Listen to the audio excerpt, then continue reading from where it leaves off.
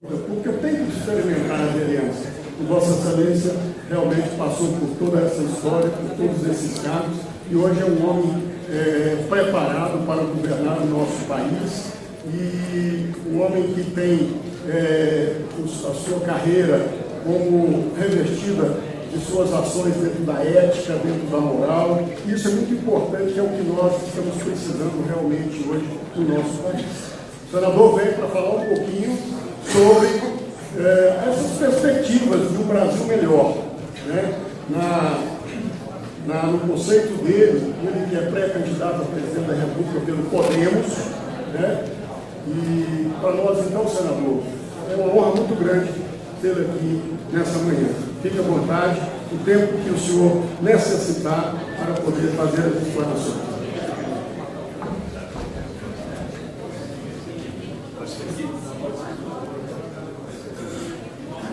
Bom, primeiramente, o meu agradecimento por esse convite honroso. É sempre uma alegria reencontrar os vereadores de todo o Brasil aqui reunidos. Não é a primeira vez que me encontro com vereadores reunidos em Brasília ou em outras partes do país, porque nunca nego minha presença quando convidado, por reconhecer a importância na árvore da organização política brasileira, a importância do vereador como o primeiro estágio na escalada até a presidência da República, que é o cargo mais importante do país.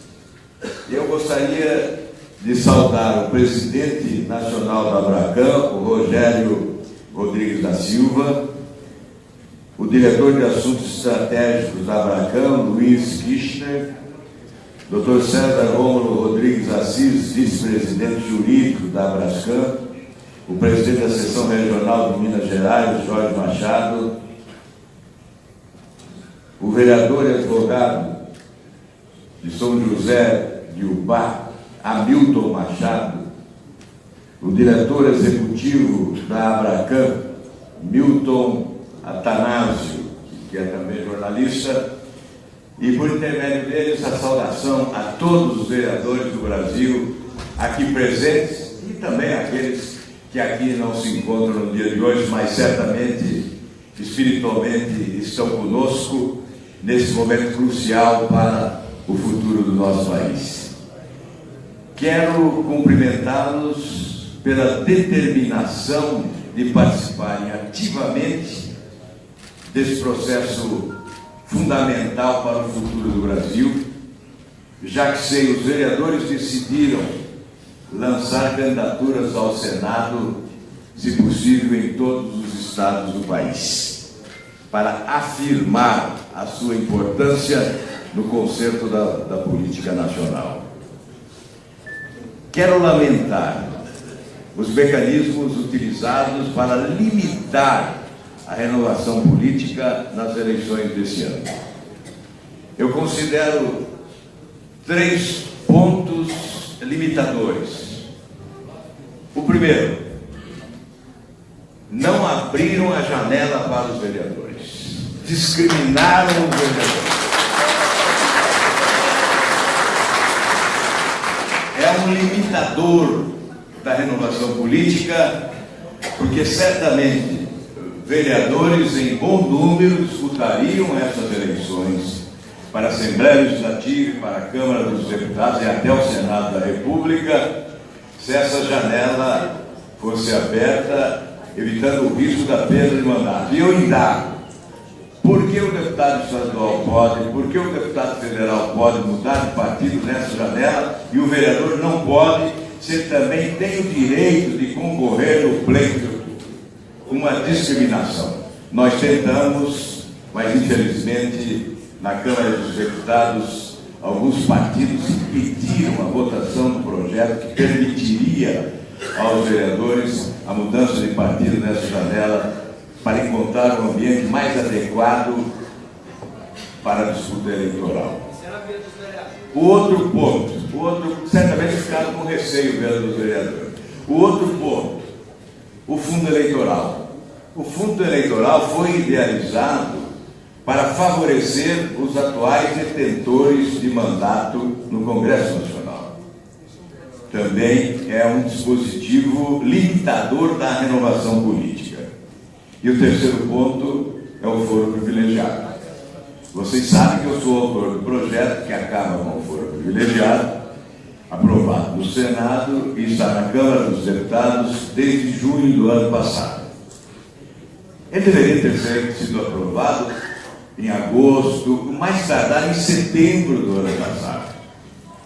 Aprovado, muitos dos atuais parlamentares, deputados federais e senadores, não poderiam disputar as eleições porque seriam julgados em primeira instância e provavelmente em segunda instância e estariam impedidos de disputar a eleição pela lei ficha limpa.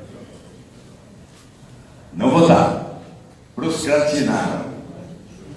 E hoje, em razão do decreto de intervenção do Rio de Janeiro, esse projeto não pode ser colocado em deliberação e fica para quando esse decreto for revogado ou quando ele se esgotar no final deste ano. Portanto, provavelmente só com o novo presidente da República nós teremos essa deliberação. Portanto, citei aqui 3 pontos que desfavorecem a renovação política e, sobretudo, desfavorecem a progressão dos nossos vereadores na sua trajetória política. Eu digo o seguinte: nem tudo está perdido. Quando eu vejo uma pesquisa de opinião pública em que os brasileiros majoritariamente afirmam que exigem para o seu voto experiência administrativa e passado limpo, eu concluo que nem tudo está perdido, apesar da descrença que se generalizou no país. O descrédito que campeia em razão dos escândalos de corrupção que depreciaram a classe política brasileira, fulminando instituições públicas essenciais ao Estado de Direito democrático. Enquanto alguns analistas teimavam em afirmar que o povo brasileiro estava desejoso do chamado outsider, ou seja, alguém que emergisse de outro planeta desconhecido e chegasse para salvar o mundo, o povo, com o pé no chão, conhecendo o dia a dia da realidade que vive, afirma que a sua exigência para a escolha é a experiência administrativa e o passado limpo. Por isso eu afirmo, nem tudo está perdido. É claro que nós temos que vencer esse desafio da descrença. Vencer a descrença é o grande desafio primeiro de quem exerce atividade pública hoje no Brasil e, sobretudo, de quem concorre a uma eleição majoritária, seja de governador, senador ou de presidente da República. E é diante desse cenário que nós afirmamos: temos que refundar a República. Por que refundar a República? Porque aqui temos, mas se parece com o Império. É verdade que já nasceu com vícios, um divórcio entre as instituições públicas e a sociedade e suas aspirações. Esse distanciamento das autoridades com a sociedade nos levou à histórica Batalha de Canudos, que produziu inúmeras vítimas no sertão baiano. Mas nos últimos anos, nós sentimos a presença do Império substituindo a República, porque governantes assaltaram o poder do país, dilapidaram o patrimônio público nessa pilhagem dos cofres públicos do país e explorando o esforço coletivo, o trabalho e a produção, explorando o esforço da nação para preservar os seus privilégios, abrindo portas para a corrupção em nome de projetos de poder de longo prazo e em nome do enriquecimento ilícito dos espertalhões que se transformaram em barões da corrupção nesse país. É por essa razão que nós estamos afirmando que a missão precípua da sociedade brasileira é refundar a República. refundar a República significa substituir esse sistema corrupto e incompetente.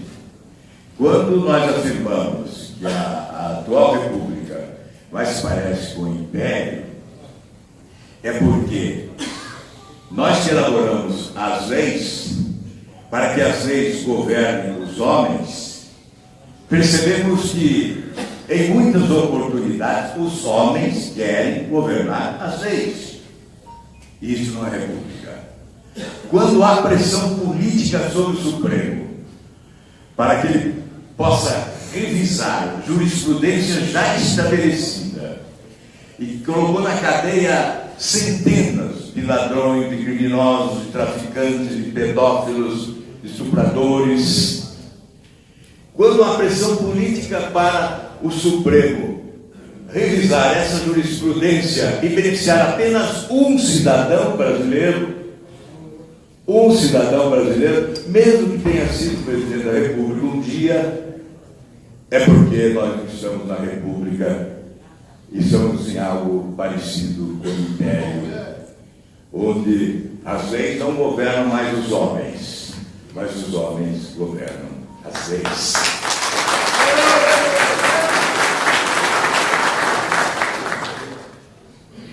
Quando nós elaboramos as leis para o bem, para combater o mal, para evitar o mal e punir a prática do mal. Mas quando nós elaboramos as leis para estabelecer privilégios, nós estamos decretando a falência da República. É o caso do foro privilegiado. Na Constituição está escrito: todos somos iguais perante a lei, no artigo 5º. E no espaço da mesma Constituição, em outro espaço, está inserido um dispositivo que coloca um pedestal onde mais de 54 mil autoridades brasileiras se encontram privilegiadas, beneficiadas pelo chamado foro privilegiado, que é o paraíso da impunidade desse país, porque impede o julgamento de milhares de autoridades brasileiras. Isso é um retrocesso. É por isso que eu afirmo: essa república mais se parece com o Império, porque as autoridades assaltaram o poder para deles se beneficiar e se constituem uma casta de privilegiados. Isso não é república. Por isso nós repetimos: a refundação da República tem que ser a nossa meta. Mas vamos a outros exemplos. Poderíamos aqui ficar a manhã toda enumerando os exemplos que transformam a nossa República numa espécie de império. Vamos para a área privada. Qual a diferença entre a propriedade privada e a propriedade pública? Na propriedade privada há o uso capião. Na propriedade pública ele não existe. Portanto, a lei elaborada pelas autoridades públicas para beneficiá-las. As autoridades públicas recolhem os impostos. Os trabalhadores e os empresários, os produtores, os construtores do nosso progresso pagam impostos exageradamente. Quando abre-se um buraco nas contas públicas pela incompetência dos governantes, eles colocam a mão grande no bolso do contribuinte brasileiro e arrancam recursos para tapar aqueles buracos. E nós pagamos, muitas vezes, sem poder pagar, pagamos injustamente, demasiadamente, porque nos impõe a obrigação de pagar. E nós não temos sequer o direito de contestar. E olha, como é difícil ser empresário no Brasil hoje. É difícil até pagar imposto. A burocracia é incrível. Se o empresário não tem uma equipe ou de advogado ou de contador para conhecer as normas que são editadas e reeditadas e modificadas constantemente, ele corre o risco de ser apanhado pela Receita, outra vez pelo braço do poder público todo-poderoso. E ele, impotente, ele tem dificuldade de construir uma empresa. Porque quanto tempo ele leva no Brasil para construir uma empresa? Na Inglaterra é 24 horas. No Brasil, quanto tempo? Eu não saberia dizer, porque em algumas ocasiões são meses, para não dizer anos, até a constituição da empresa. Aqui no Brasil é difícil importar, é difícil exportar. Para registrar uma patente no campo da inovação, se leva 11 anos. Em outros países, no máximo 1 a 2 anos. Para registrar um defensivo agrícola, por exemplo, no Brasil se leva 6, 7 anos, enquanto em outros países, menos de 1 ano. Essa é a república que queremos? Não devemos refundá-la? Evidentemente, esta é a missão de todos os vereadores do Brasil, suprapartidariamente. É a missão de todos nós que estamos na atividade pública, desgastados exatamente em função da dilapidação do patrimônio da credibilidade, em razão dos desatinos praticados por governantes e por lideranças políticas em nosso país. Mas o que seria a refundação da República? A refundação da República é a substituição desse sistema. Que sistema é esse? Ele seja a sombra do modelo político retrógrado, que não se altera em razão do corporativismo imperante, já que no regime presidencialista as grandes reformas, as reformas de profundidade só ocorrem quando há a liderança do presidente da República conduzindo o processo de reforma. Em nenhum momento em décadas o presidente da República no nosso país se interessou em conduzir um processo de reforma política. Por isso, quando se fala no Congresso Nacional em discutir reforma política, o que nós assistimos, na verdade, é um arranjo na legislação, muitas vezes em nome do corporativismo, para beneficiar os detentores de mandato. Essa é a república que temos. E eu sei que alguns dizem: você condena esse modelo, mas vive no interior dele já há quase 42 anos de mandato eletivo e mudou várias vezes de partido. E eu respondo: não mudei de partido. Não temos partidos no Brasil. Temos que fazer essa autocrítica. No Brasil não temos partidos, temos siglas para registro de candidaturas. Não temos partidos. A mudança ocorre por coerência, na busca de um partido de verdade. Eu mudei de sigla para não mudar de lado. Mudei de sigla para não mudar as minhas convicções pessoais. Mudei de sigla, portanto, em nome da coerência e não da incoerência política. Às vezes é preciso mudar para não ser atropelado pela realidade.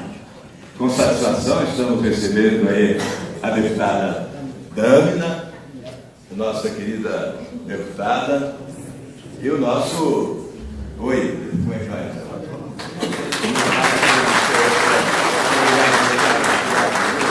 Obrigado pela presença desse canal de Minas, desse casal de Minas Gerais, que nos honra muito pela participação política no nosso movimento, o Podemos. Então, eu estava exatamente falando desse modelo político, que é um monstro.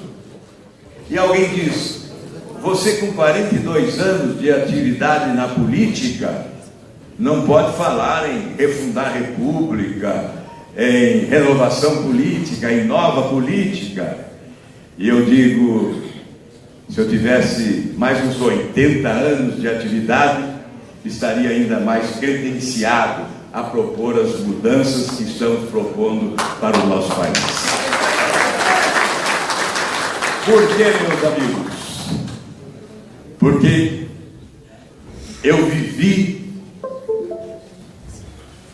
no seio desse monstro e conheci as suas entranhas. Portanto, eu posso combatê-lo com maior eficiência e autoridade. Jonas, no Antigo Testamento, também não gostou de ficar na barriga da baleia. Eu não gostei de ficar na barriga desse monstro que é o modelo político no nosso país. Nós somos reféns dele e por isso temos que substituí-lo com a refundação da República. E à sombra desse modelo político, nós temos um modelo de governo que chamamos de sistema de governança que é corrupto e incompetente. É a fábrica dos escândalos de corrupção, é a matriz dos desgovernos. Ele foi instalado e institucionalizado em Brasília, mas ele foi clonado e transplantado para estados e municípios brasileiros. Governadores e prefeitos, é claro, honrosas exceções existem, assimilaram esse sistema, e esse sistema distribuiu a corrupção e a incompetência na maioria das unidades federativas do nosso país. O Brasil não vai alcançar os índices de crescimento econômico compatíveis com a grandeza do seu povo e as suas potencialidades econômicas se esse sistema não for substituído. Eu vou além. Filhos desse sistema estão indo para a cadeia. Barões da corrupção, grandes empreiteiros, marqueteiros, banqueiros, empresários, políticos, ex-ministros, ex-deputados, ex-governadores e até ex-presidente da República. Mas não basta. Além de prender os barões da corrupção, filhos desse sistema corrupto, temos que sepultar definitivamente esse sistema, porque vivo ele continuará a gerar novos barões da corrupção que assaltarão os cofres públicos da nação, usufruindo do esforço coletivo do povo brasileiro para o seu enriquecimento.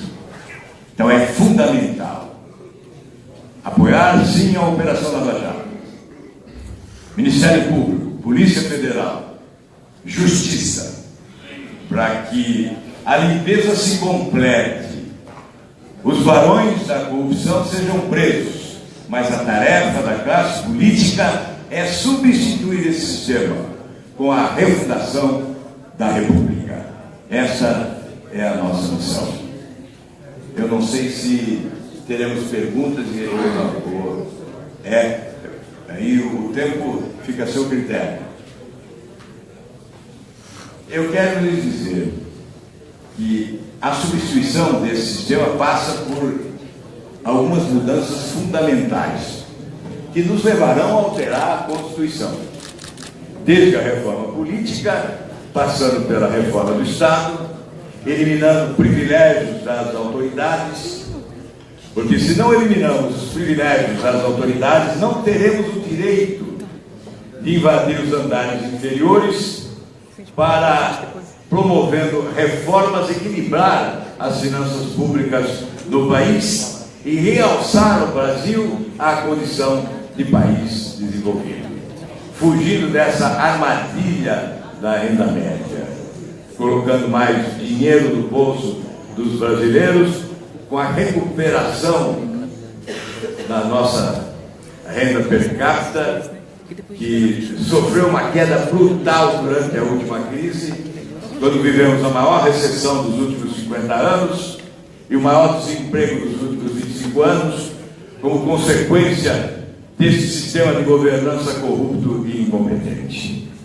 Quando nós descrevemos o drama vivido pelos desempregados no Brasil, quando nós descrevemos o drama vivido pelos doentes abandonados em corredores de hospitais, quando nós descrevemos o drama das famílias que perdem os seus filhos vítimas da violência no Brasil, nós temos que concluir: somos vítimas desse sistema corrupto e incompetente que tem que ser substituído definitivamente com as eleições de outubro deste ano.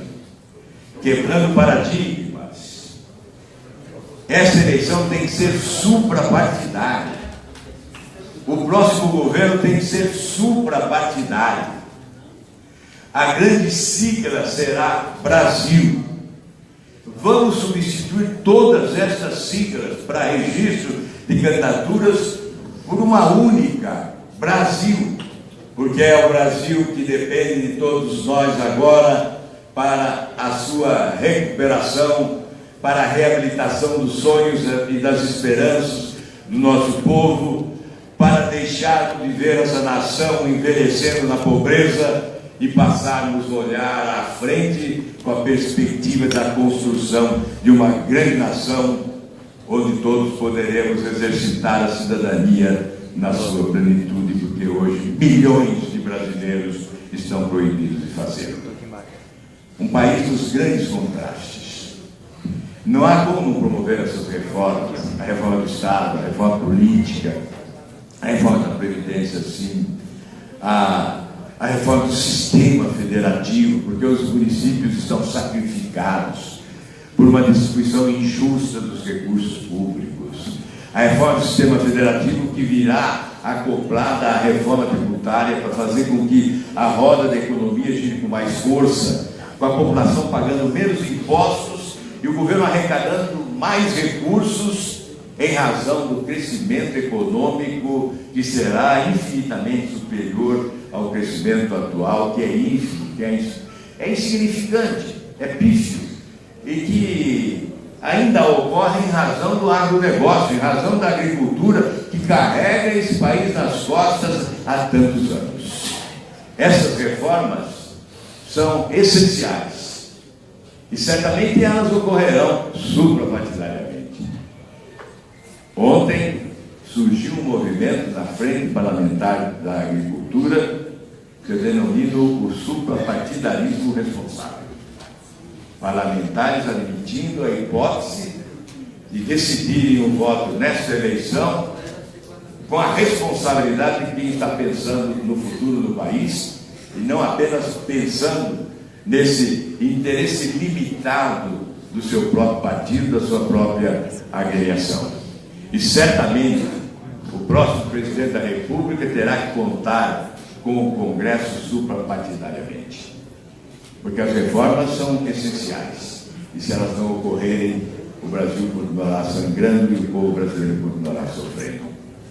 Apenas um número para não cansá-los: de 2014 a 2020 nós teremos um déficit público de mais de 800 bilhões de reais, sem correção.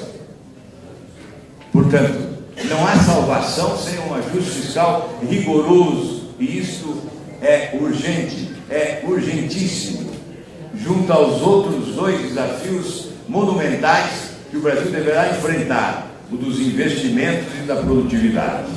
Mas já de início, o presidente da República terá que ter a competência de se comunicar bem com a sociedade para fazer com que a economia descole da atividade pública, já que as finanças públicas deterioradas terão que ser recuperadas por ações rigorosas de saneamento financeiro, de controle dos gastos públicos e de rearrumação da administração pública do país, porque ela está desarrumada. Desarrumaram a administração do Brasil. Nós precisamos aprumar esse país na direção do seu futuro, com equilíbrio e com responsabilidade, com coesão e com maturidade política. Por isso o apelo ao suprapartidarismo desde já, porque depois o presidente da República, com a coragem de promover mudanças, terá que ter credibilidade e competência para convencer os brasileiros de que aquelas mudanças são necessárias, são imprescindíveis, são insubstituíveis em relação ao nosso futuro, e com o apoio da população certamente terá o apoio do Congresso Nacional, que não rema contra a correnteza. Porque eu defendo o Congresso. Quando dizem que o Congresso é corrupto, eu aceito que há corrupção no Congresso, mas não é a regra, é a exceção. E quando dizem que há corrupção no Congresso, eu afirmo com tranquilidade: só há corrupção no Congresso porque do outro lado da rua está o corruptor com a caneta cheia para corromper congressistas mais frágeis. Elejam um presidente honesto, um presidente corajoso, um presidente capaz de enfrentar resistências e verão que o Congresso Nacional pode agir sim com honestidade, olhando o futuro desse país. E é nisso que eu acredito. Se não acreditasse, não seria candidato à presidência da República. Para concluir e me colocar à disposição, vamos reviver a fé perdida nas estradas da decepção. Os governantes decepcionaram, os governantes fracassaram, os governantes rasgaram compromissos assumidos com a população brasileira. Eles são os fracassados, não os brasileiros. Os brasileiros não fracassaram, rejeitam, repudiam o fracasso e querem sim a refundação da República. Vamos ressuscitar as esperanças que foram sepultadas sobre os escombros da descrença que se generalizou. E vamos superar os obstáculos, caminhando esses caminhos difíceis de serem caminhados para chegarmos ao limite dos nossos sonhos e das nossas esperanças, na construção da nação que todos nós merecemos. Avante, vereadores! Vamos lá buscar na alma do Brasil, que é o município, as esperanças maiores para aplainarmos as estradas que haverão de nos levar ao nosso destino, a nossa vocação de grandeza, que é a construção da grande nação que todos nós merecemos. Muito obrigado, um abraço a todos e os meus cumprimentos. Muito obrigado.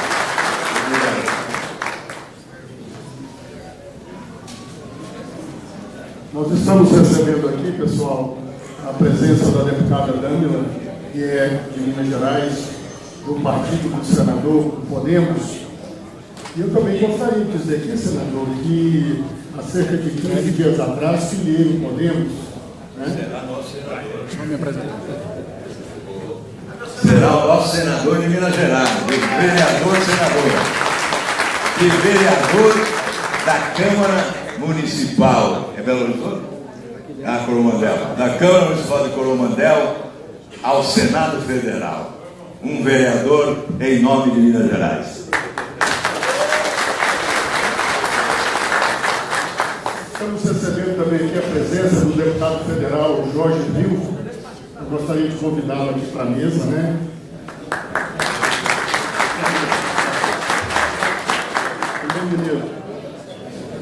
Pessoal,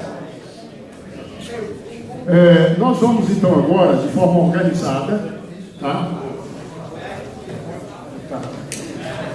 Vamos agora partir para a nossa fase de perguntas, tá? Eu gostaria que os vereadores fossem bem sucinto, objetividade na pergunta, para que a gente possa aproveitar aqui, né, o senador, as suas propostas, as suas preocupações com o Brasil que nós todos desejamos, né? Senador. Fica de pé e se identifica com a cidade. Fica aqui, faz favor, faz uma fila aqui. Senador. Olha, não pode ser muita gente, não, peraí. Não, o senador vai ter que ter compromisso, viu? O senador tem outros compromissos. Vamos lá. Senador. Ó, são 10h30, Nós vamos abrir esse debate até às 11 horas, o senador tem compromisso, tá certo? Senador, meu nome é Hamilton, eu sou vereador de São José de Ubá, interior do estado do Rio de Janeiro. Veja só, vou fazer duas perguntas para o senhor, eu fiz o governador Alckmin ontem, e ele não me foi convincente na resposta. Veja só, na década de 90, os municípios recebiam, em relação ao PIB, 18,5% da arrecadação brasileira. Hoje recebe em torno de 9%. O que o senhor pretende fazer? E na década de 90 tinha muito menos programas criados pelo governo federal que hoje. Hoje são aproximadamente 350 programas criados pelo governo federal que são empurrados em cima dos municípios. E o governo federal geralmente arca com 10%, 20% e o resto fica nas costas do município. Então, levando em consideração que era 18,5%, hoje são 9%, com muito mais programas. Qual a posição do senhor em relação a isso? E só mais uma pergunta bem rápida. Nós estamos discutindo hoje esquerda e direita, sendo que nós estamos num país que 86% do brasileiro não sabe quem votou para deputado federal 6 vezes após a eleição. Então, a gente está muito pouco de esquerda e de direita. Vamos levar em consideração esse parâmetro. O senhor se coloca como candidato de centro? Bom, primeiramente, esquerda e direita, era Garrincha do Mato e tudo outro, da esquerda, Zagalo e tal. Aí o povo entende bem. Agora, na política está uma confusão danada, né? Uma esquizofrenia. Ninguém sabe carimbar direito, direita, esquerda. Eu vejo latifundiários de Partido Socialista, né? Lá no programa do Partido Socialista está escrito a socialização dos meios de produção. E lá estava um latifundiário, ele vai socializar as propriedades rurais dele. Então isso é uma anarquia geral, por isso que eu falo em refundar a República, reforma política, criar partido de verdade. Hoje eu acho que o Brasil está dividido entre decentes e indecentes, honestos e desonestos. Aqueles que são coadjuvantes da corrupção e aqueles que combatem a corrupção. Essa é uma boa divisão. Então, você pode me colocar aí no caminho do centro, que eu me considero bem colocado. Em relação aos municípios, desde a Constituinte de 88, os encargos foram repassados aos municípios sem a contrapartida de recursos para atender às novas demandas. Eu era governador à época e nós implantamos no Paraná o SUS, Sistema Único de Saúde, que começou a sobrecarregar o Estado e os municípios brasileiros, e a União não assumiu a sua responsabilidade até hoje. O ensino fundamental da mesma forma. Eu quero dizer a você que tenho tentado contribuir. Consegui dois projetos importantes aprovados. Um deles, o do salário de educação. O salário de educação era repassado ao governo estadual, que segurava dinheiro 5, 6, 7, 8 meses, e depois repassava sem um critério definido aos municípios, com uma enorme defasagem. Apresentei um projeto que transfere diretamente do FNDE para os municípios recursos do salário de educação com o critério do Fundef, ou seja, os recursos são repassados na proporção dos alunos matriculados no ensino fundamental de cada município brasileiro. Isso aumentou, segundo a ANB, aumentou em 120% os recursos dos municípios. Até 2014, quando eu fui candidato ao Senado no Paraná, fiz quase 80% dos votos, graças à generosidade do povo do Paraná, que temos alguns vereadores de lá. Nesse ano, já seriam 25 bilhões de reais a mais para os municípios brasileiros. E o outro projeto foi da iluminação pública. Eu aprovei um projeto de minha autoria, que a taxa de iluminação pública é recolhida pela administração municipal. Até 2014 significou mais de 27 bilhões de reais nos cofres dos municípios. Mas é pouco. Apresentei um outro projeto em que os recursos das contribuições sociais seriam compartilhados também na constituição do Fundo dos Estados e dos municípios. No entanto, o Congresso não aprovou.